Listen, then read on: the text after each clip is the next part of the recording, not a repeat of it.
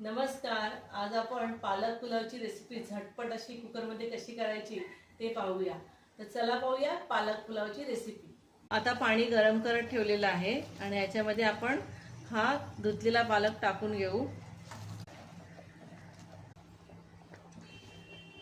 ऐकत नाही. आता पालक पूर्णपणे आतमध्ये आळलेला आहे, तर आपण गॅस बंद करून ठेवून देऊ थोडा वेळ थंड होईपर्यंत. 3 मिरच्या. आता हे आलं लसूण पण आपण टाकून घेऊ आणि हे सगळं मिक्सरला ग्राइंड करून घ्यायचं आहे. तर छान आपलं हे असं ग्राइंड करून झालेलं आहे.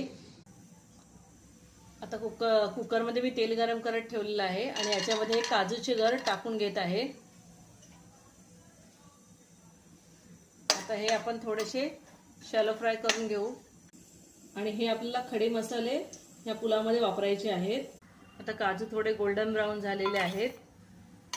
तर ह्याच तेलामध्ये मी 2 चमचे तूप घालून घेत आहे. तर खडा मसाला आणि 2 तमालपत्र छान असं परतून घ्यायचं. हे बासमती तांदूळ मी 1 तास अगोदर भिजत ठेवलेले होते. आता हे पालकची प्युरी आहे ती मी याच्यामध्ये ओतून घेतलेली आहे. आता हे भाजलेले काजू पण याच्यामध्ये टाकून घेते.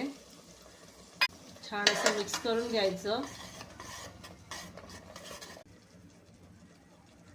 यामध्ये मी 1.5 चमचा किचन किंग मसाला टाकत आहे. जरासं हिंग. आता हे तांदूळ आपण याच्यामध्ये टाकून घेऊ. आता याच्यात हे आपण चांगले असं मिक्स करून घेऊ. 1 चमचा गरम मसाला. आता मिक्सरच्या जारमध्ये मी थोडं पाणी टाकून घेतलं आहे आणि ते पाणी आता मी ह्याच्यामध्ये ओतत आहे. आता चवीनुसार मीठ घालून घेऊ. कसुरी मेथी. भात मोकळा होण्यासाठी थोडासा लिंबू पिळून घेऊ. मिक्स करून घ्यायचं आणि वर थोडंसं तूप घालून घेऊ आणि कुकरचं झाकण लावून घेऊ आणि 3 शिट्या करून घेऊ.